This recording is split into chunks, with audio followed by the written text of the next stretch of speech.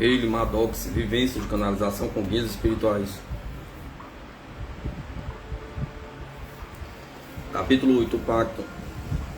Como sempre, as horas passadas ao volante eram de reflexão e os quilômetros de estrada reta através do Novo México me ofereciam possibilidades mínimas de desviar os pensamentos para temas menos profundos. Os cinzas e os marrons do deserto formavam um nítido contraste com as cores da folhagem outonal que eu deixara para trás na Nova Inglaterra. As mesas do horizonte tinham imponência.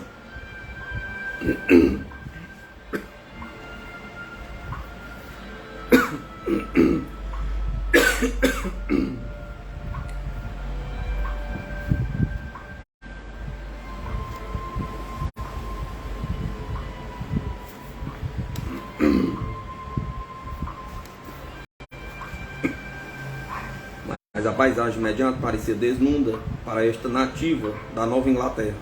Ocasionais casas de adobe sugeriram que a vida era difícil em uma terra árida, onde as cidades eram separadas por muitos quilômetros. A ausência de tráfego permitia que eu relaxasse a técnica defensiva como motorista e mergulhasse em meus pensamentos.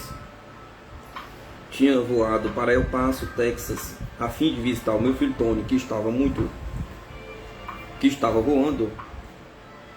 a caminho de Albuquerque, no carro dele para visitar Mary Lou. Minha visita a Tony foi agradável. Foi com grande alegria que ele me levou em um giro pela base, me apontando grupos de recrutas novatos a obterem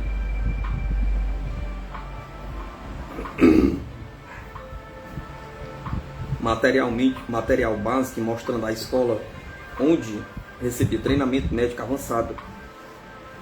Sempre com um ar protetor, pôs-me em contato com as vistas e os sons de El Paso e Juarez, México, enquanto nos colocávamos em dia com a vida um do outro. A comida mexicana e 2 cervejas montavam o cenário para mãe e filha e compartilharam a companhia um do outro, enquanto desfrutávamos nossa mútua companhia com os melhores amigos deste assunto. Entretanto, era frustrante sua relutância em responder à minha declaração de que estava me recuperando de um esgotamento emocional. Talvez seu silêncio fosse normal. Eu fora o alicerce de um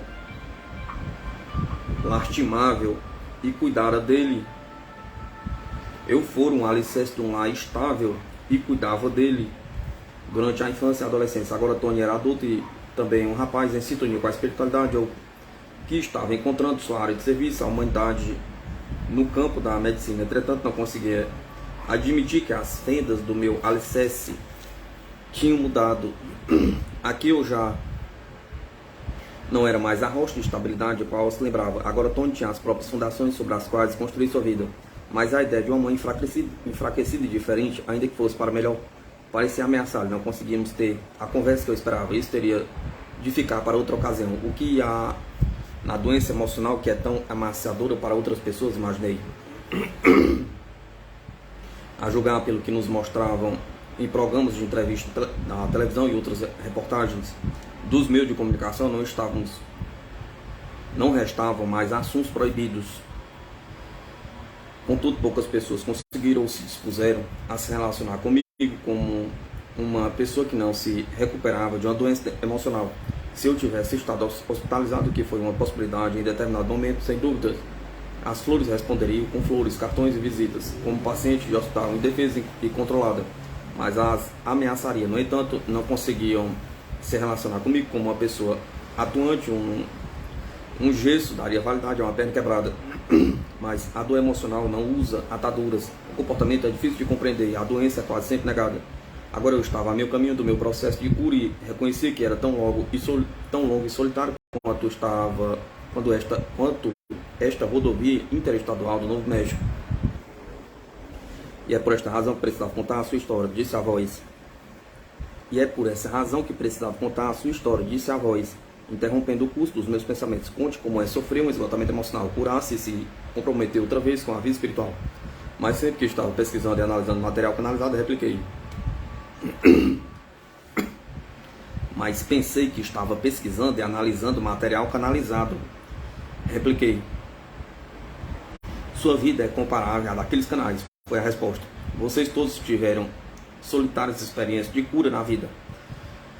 E me dizem isto agora, então que seja. Suspirei imaginando como poderia juntar este segundo projeto ao primeiro. Ao menos eu já devia estar bem próximo da cura total. Ou então não me designaria essa tarefa. Isso era encorajador. O diálogo acabou e a minha consciência voltou a se concentrar nos quilômetros do deserto, no novo carro de Tony. As luzes de Albuquerque pescavam no crepúsculo enquanto eu enviava a minha prece com um pedido de ajuda, que me permitia achar um quarto de hotel com rapidez e facilidade.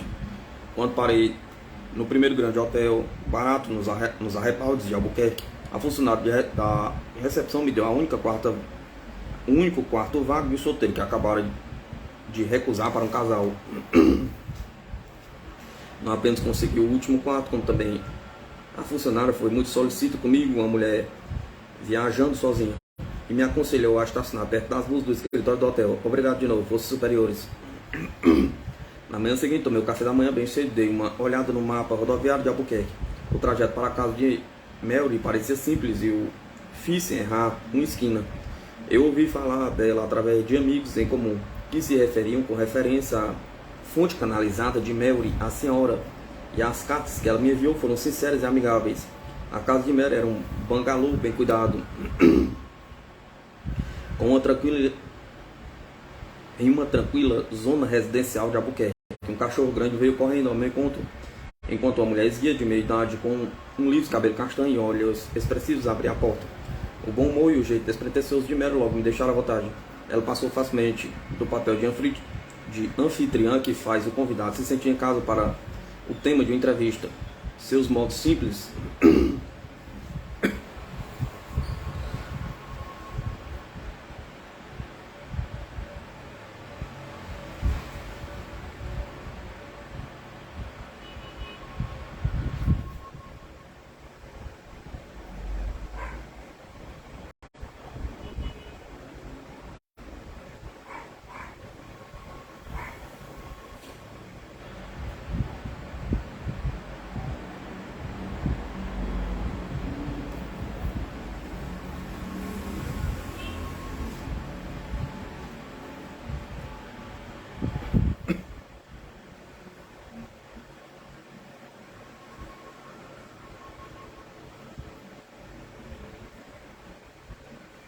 seus modos simples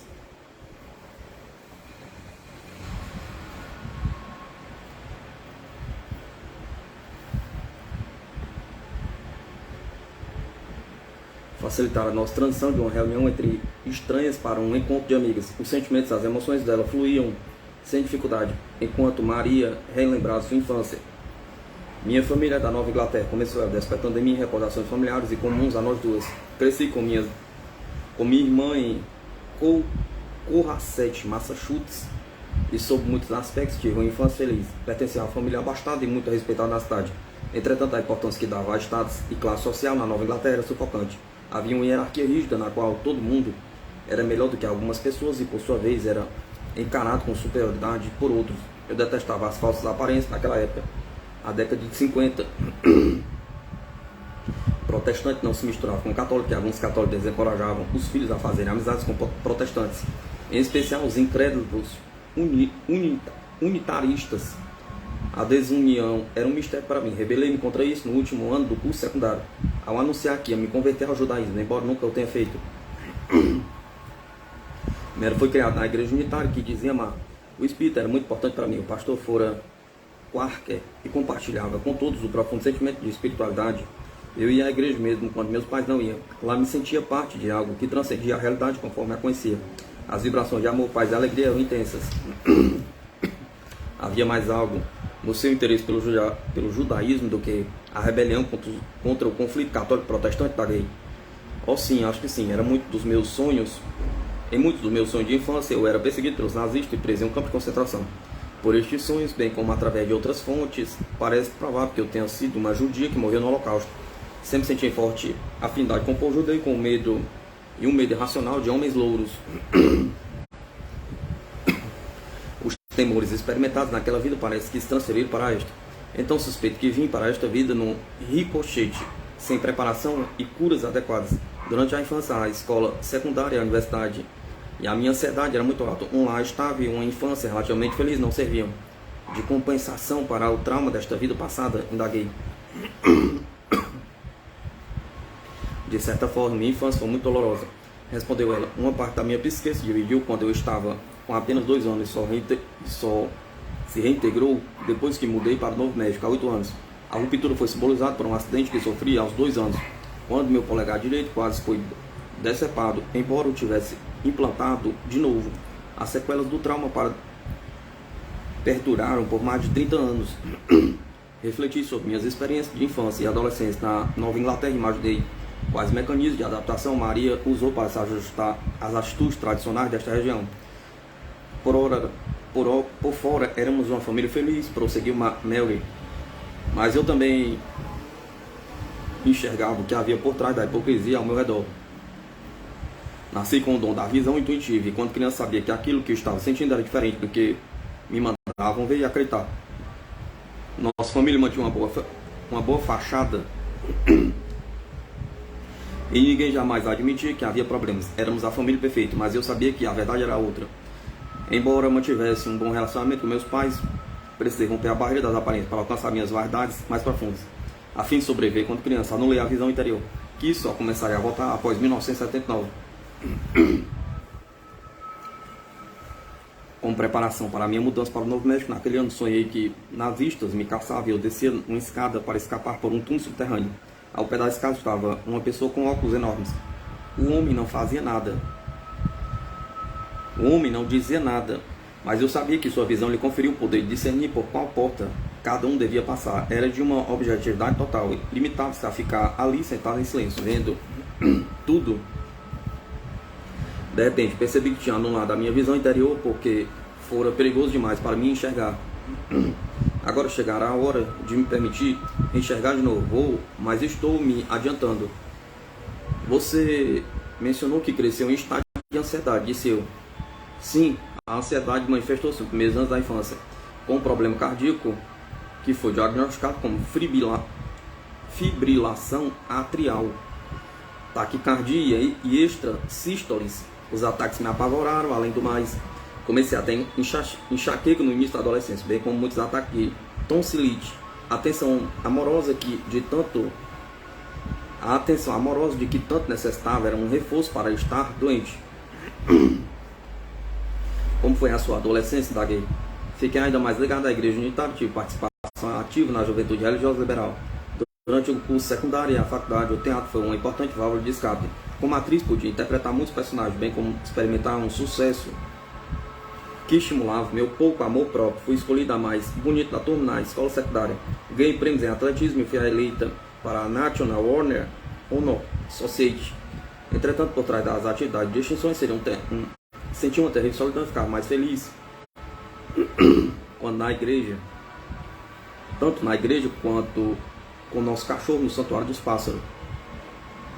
Para fazer o curso superior, escolhi a faculdade para moço de Connecticut. A princípio, tentei usar as roupas certas em me ajudar, mas era diferente das outras. Não tinha os recursos emocionais para compensar o ostracismo social no qual eu senti estar vendo. Então passei a me vestir como hippie, a usar cabelo comprido e brincos de pino, o que não era muito comum na época. Encontrei uma forma de integração precária de um pequeno grupo teatral. Não conseguia me forçar e me encaixar nos padrões conservadores da universidade. Eu sentia grande empatia com sua dor tão semelhante à minha durante os anos do curso secundário. Quantos anos é tempo demais para se viver como pária? Foi a minha observação solidária.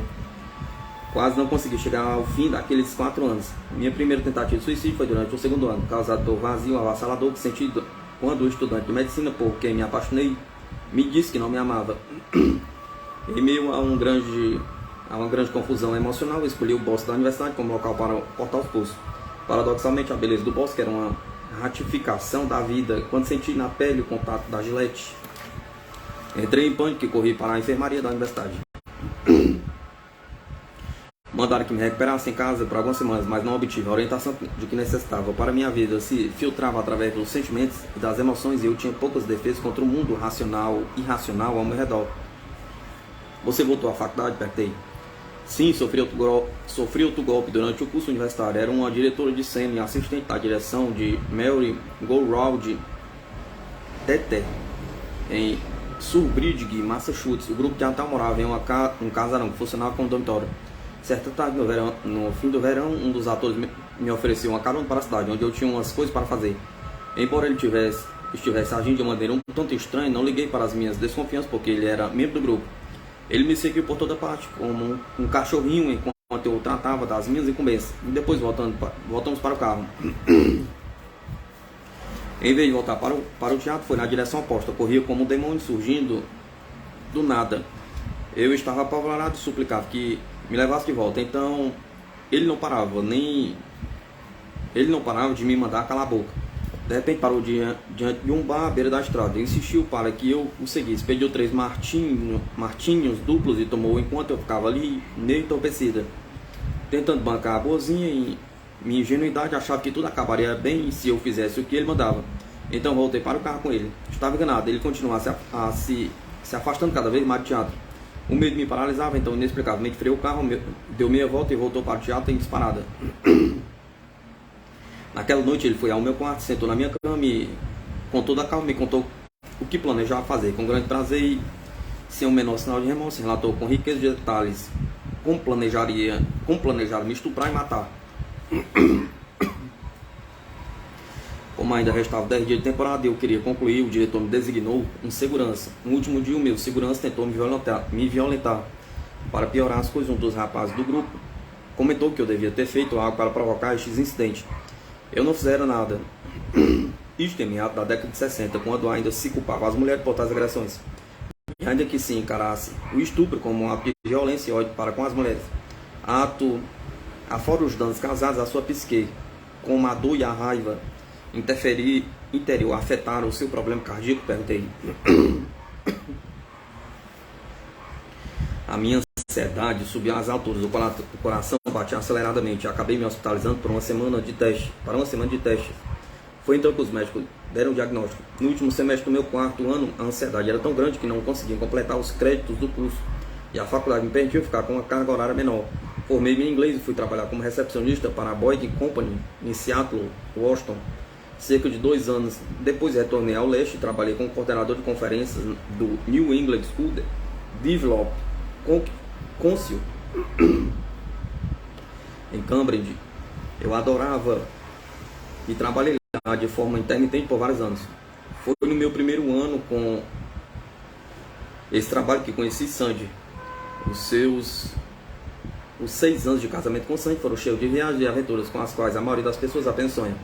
Ele fazia mestrado em antropologia social na Universidade de Harvard e foi o primeiro homem que ela conheceu que era ao mesmo tempo hippie, aluno de uma universidade antiga e prestigiada, que nascera rico, mas que também não se prendia a sufocantes convenções sociais. Portanto, ele ignorou os avisos dos amigos e se dedicou ao marido. Desde o início, desisti da minha vida e segui as determinações de Sandy,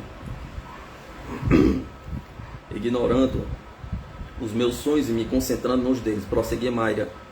Mary, a vida de Sandy era ao mesmo tempo romântica e excitante. Passamos um mês em uma ilha ao lado da Turquia, onde Sandy era diretor assistente em uma expedição arqueológica subaquática do National Geographic. Ficamos 2 meses navegando na costa do Maine e depois nos mudamos para o Peru por 2 anos, onde moramos em um povoado de sem teto, nos arrabaldes de Trujillo, a meio caminho entre Lima e a fronteira norte do Peru. Povoado, uma barriada de nome El Porvenir, se assemelhava a uma favela, mas era realmente um local de esperança. Residíamos em uma casinha de barro sem água, corrente ou eletricidade. Eu adorava o povo e as mulheres me ensinaram espanhol e como fazer compras, preparar comida, a maneira da terra e viver em sua sociedade. Aceitaram-me de coração aberto e logo nos tornamos parte da comunidade. Sandy estava fazendo pesquisa para sua tese sobre relacionamento entre o espaço construído e as suas aplicações sociais, e eu a ajudava com as entrevistas e o trabalho de observação. Para mim, aquelas pessoas reais, com poucas convenções, para mim aquelas eram pessoas reais, com poucas convenções. Ao fim de nossa estadia no Peru, os homens revelaram a Sandy que só o acolheram em sua sociedade porque as mulheres confiaram em mim e me aceitaram. Afora os missionários católicos irlandeses,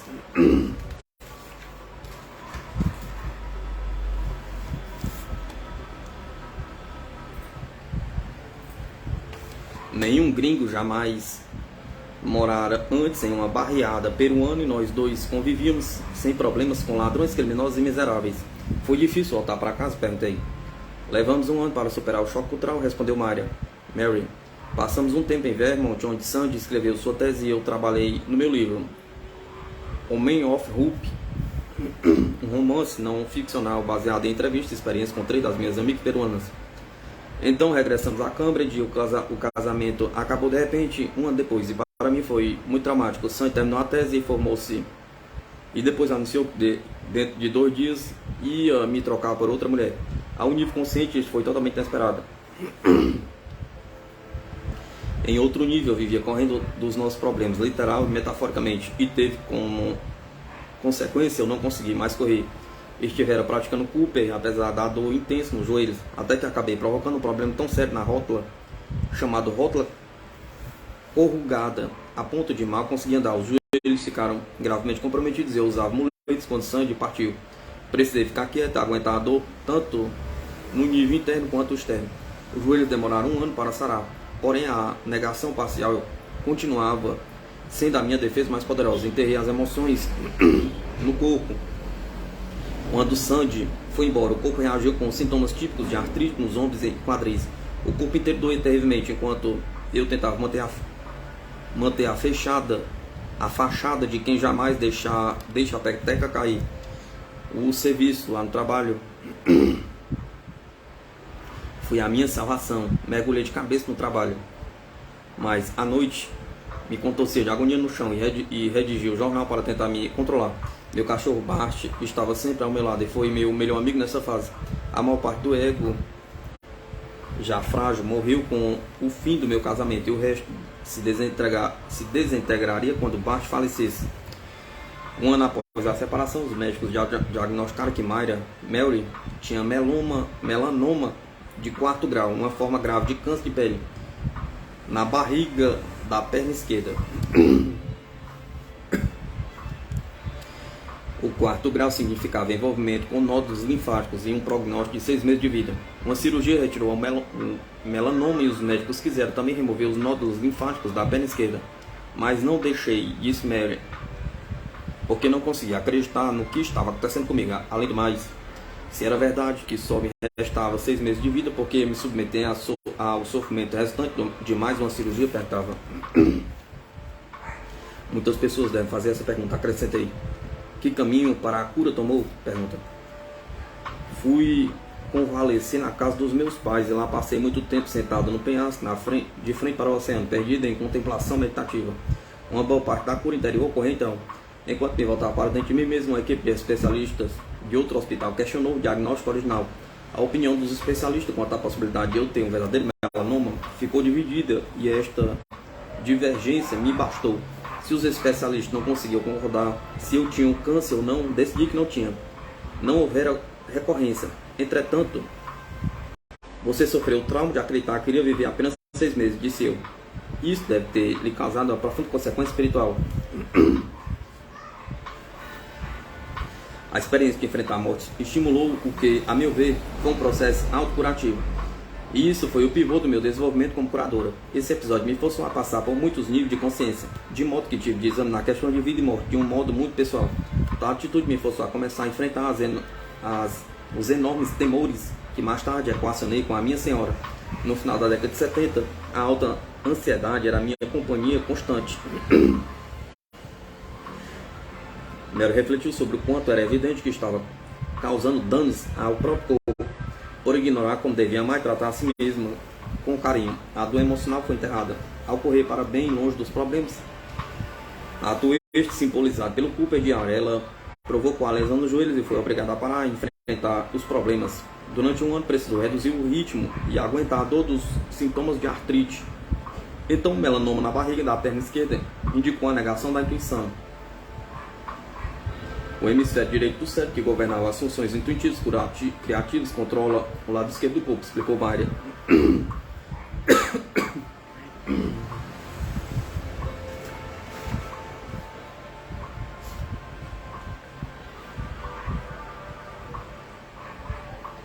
Fui obrigado a cuidar do meu lado esquerdo e, portanto, a desenvolver e fortalecer a atividade do hemisfério direito, que declinara desde que desliguei a minha visão íntima quando criança.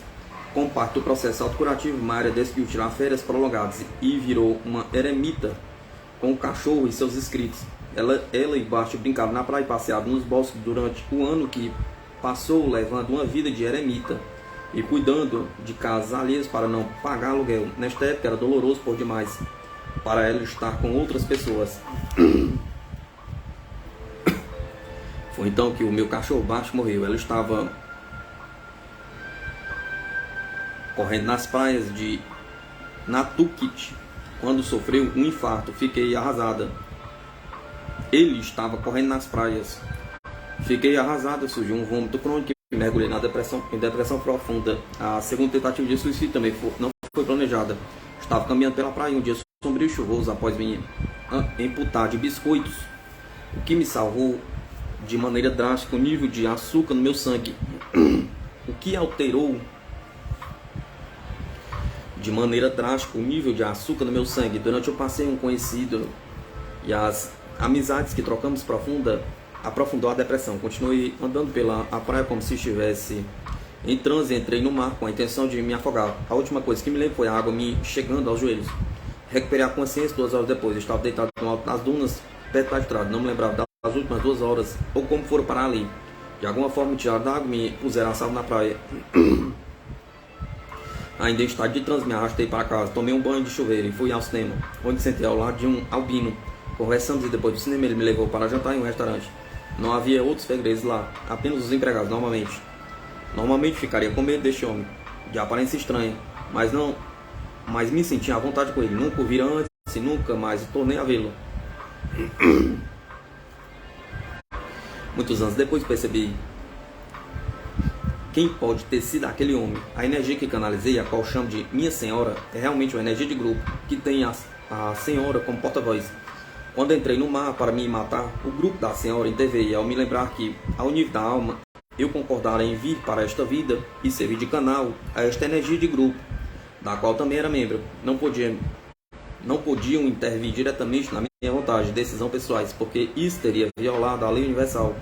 Mas podiam e realmente o fizeram. Me lembrar do compromisso que assumiram, mas do qual não estava a par conscientemente. O pacto.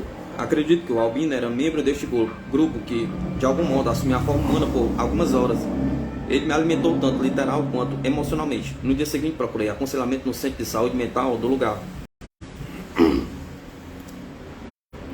Maria recebeu outro sinal de que seu trabalho como canal estava próximo do verão de 1980, quando ficou intensamente atraída por uma pintura que viu na venda de uma propriedade inteira e sentiu que tinha de adquiri-la, embora não tivesse condições de se dar a este luxo. Comprou o quadro. A pintura lembrava uma igreja no Peru, porém, tempos depois descobriu que retratava a igreja de Chimayo, uma antiga igreja curadora situada a poucos quilômetros de onde logo estaria vivendo, a cidade de Nambe, a cerca de 50 quilômetros ao norte de Santa Fé, Novo México. E a pintura estava pendurada na minha sala de visitas com um lembrete constante, acrescentou Mayra. Mary. Logo após comprar o quadro, Mary começou a ouvir mentalmente as palavras Santa Fé.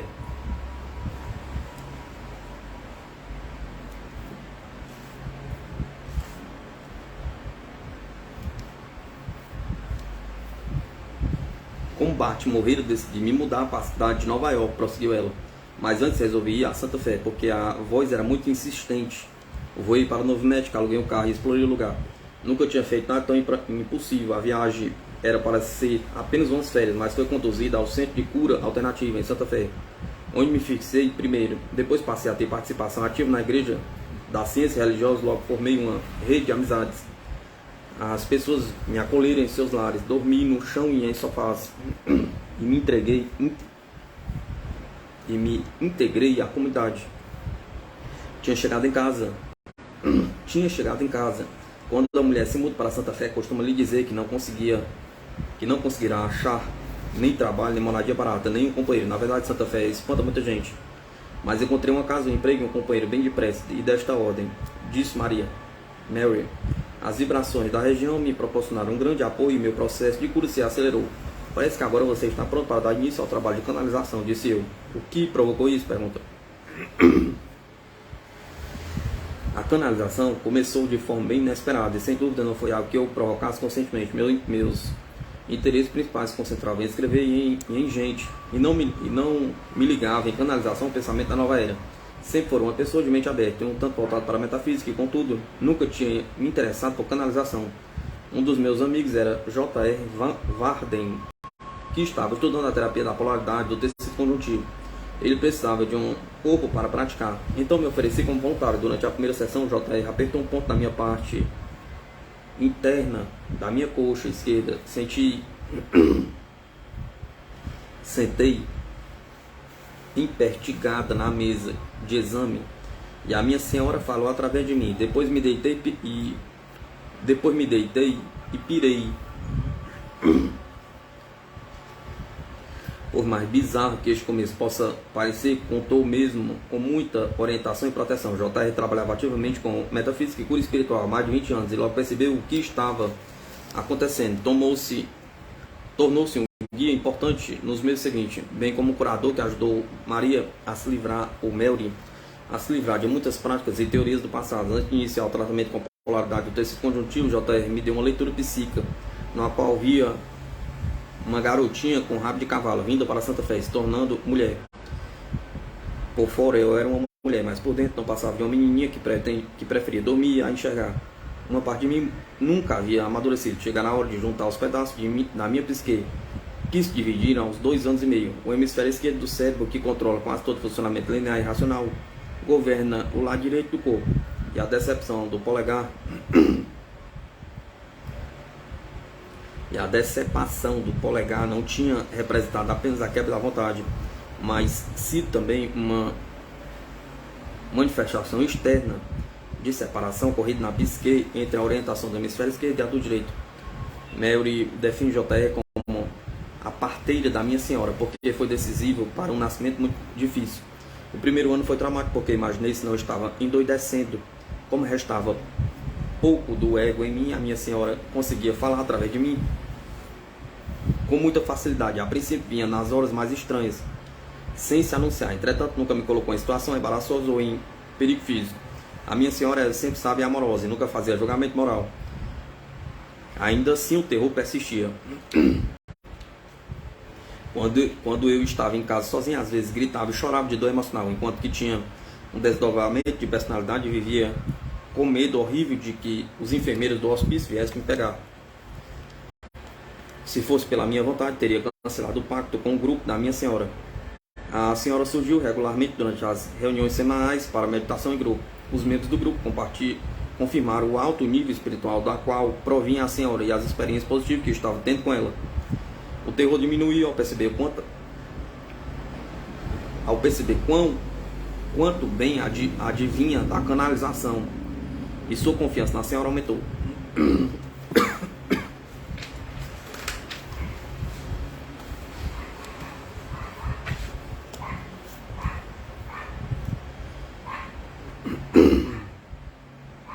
Parte do trabalho com referência ao trabalho se relacionava ao medo de me envolver com algo espúrio, explicou Maria, o Mary. Há tanta gente pirada que se mexe com metafísica e eu não queria ter nada a ver com esse tipo de pessoa, muito embora mantenha um contato relativamente reduzido com outros canais e leia um pouco material canalizado. Existem alguns canais pelas quais nutro grande respeito. O que você diz às pessoas que manifestam o desejo de serem canais? Indaguei. Quando me diz que quer ser canais, os encoraja a pensar na responsabilidade nas ramificações inerentes a este trabalho. Pelo que pude observar e experimentar, a decisão de canalizar uma energia de grupo é tomada antes do nascimento. Também parece que a pessoa tem de passar por um certo processo doloroso na vida antes que a canalização se inicie por volta da meia-idade. A canalização não é o mesmo que fazer uma opção casual pela carreira da moda, é um comprometimento ao nível da alma.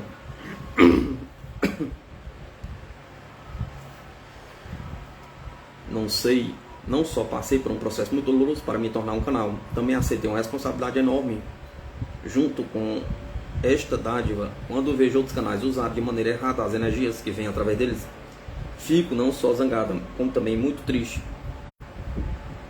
com a energia da canalização. A pessoa pode ser submetida a muitas provas e enfrentar muitas armadilhas do ego. Na sua opinião, quem é a senhora? Perguntei. A sensação que tenho em relação à minha senhora é que estamos juntos há muito tempo. Sinto-me profundamente ligado a um antigo Tibete. E ela afirma que a maioria dos membros do grupo já viveu lá. Na sua última encarnação, parece que a senhora foi freira e professora na Escócia do século XIX. Ela talvez seja a porta-voz porque tem a experiência de vida mais recente na Terra. E por isso pode se relacionar melhor conosco. E por que este grupo escolheu você para ser sua porta-voz? Indaguei. Porque sou o canal do plano terreno? Pergunta. Só posso supor que fiz um pacto para realizar este trabalho. Trabalho este que está em concordância com a jornada da minha alma. Portanto, é um pacto não só com a minha senhora e o grupo, mas também comigo mesmo. Estou comprometido em honrar esse pacto. A minha experiência com a senhora passou por muitos ciclos após aquele ano cheio de terror. Um ano de ajustamento e aceitação. Adquiri uma atitude muito protetora para com a senhora e quis guardá-la só para mim. Eu a encarava como uma amiga preciosa, também uma dádiva que conferiu o sentido da minha vida. Sentia-me vulnerável a qualquer possível crítica feita a ele ou ao seu trabalho. Houve ocasiões em que fiz greve e me recusei a canalizar para as pessoas, mas ela aguardou com paciência que eu voltasse. Não tinha nenhuma dificuldade com nada, nem ninguém. Era eu que precisava me curar e expandir. Continua o processo infindável de me purificar.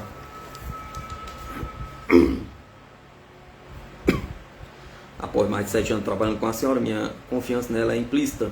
Às vezes não compreendo, mas percebi que quase todos que já conversaram com a senhora se sentem profundamente amados e curados. Ela jamais exibiu qualquer sinal de egocentrismo e realmente transmite muita alegria. Até que ponto seu trabalho como canal é conhecido? Perguntei. Centenas de pessoas já se aconselharam com a minha senhora, embora eu nunca tenha divulgado nada. Trabalhar com gente em base individual traz grande satisfação. E agora estão me instando a concentrar a atenção do que a senhora afirma ser a parte mais importante do nosso trabalho. Publicar seus livros para se poder atingir um número maior de indivíduos. O primeiro livro dela está em preparação e aborda a necessidade de aprender a confiar no amargo do nosso conhecimento e do nosso ser, enquanto equacionamos os relacionamentos com igrejas, amigos e companheiros e com nós mesmos. Pelo que lera em uma das cartas de Mary, lembrei que ela levava uma vida muito atarefada, pois afora o trabalho com o canal havia também o curso de pós-graduação. Uma parte muito importante do meu processo de cura foi ingressar na escola de pós-graduação, me diplomar em aconselhamento pela Universidade do Novo México, em Albuquerque. Desde o secundário sabia que tinha QI muito alto, porém concluí a faculdade aos trancos e barrancos por causa da ansiedade. Superei o medo, descobri que podia enfrentar a pós-graduação e me formei com as notas máximas. Para mim, o aconselhamento é algo natural e profundamente satisfatório. Planejo montar um consultório para trabalhar como orientador em regime de meio expediente, a fim de adquirir independência financeira do meu trabalho com a senhora, embora mantendo a flexibilidade para prosseguir com isso à medida que evoluir. Mary falava o tempo todo como uma pessoa profundamente emotiva, sensível e carinhosa. Obviamente ela também é uma criatura estável e bem consigo mesma. Com sua vida e seu trabalho, conversava sobre os traumas do passado com muito bom humor e não havia mais em sua mente quaisquer conflitos sobre o trabalho como canal. Parei de correr dos problemas, disse Mary. Um ótimo terapeuta me ajudou a reconstruir e reintegrar um ego que me permite atuar. Agora, além de não haver quase nenhuma ansiedade, o meu problema cardíaco e vários outros de natureza física foram amenizados. Como canal, estou me fundindo com vagar e cautela. Mary fez uma pausa momentânea, procurando as palavras que melhor descrevessem o quanto a senhora significava para ela. Acrescentou suavemente: minha senhora é uma dádiva muito preciosa e temos todo o tempo de que necessitamos para compartilhá-la. Eile Maddox, vivência de canalização com guias espirituais.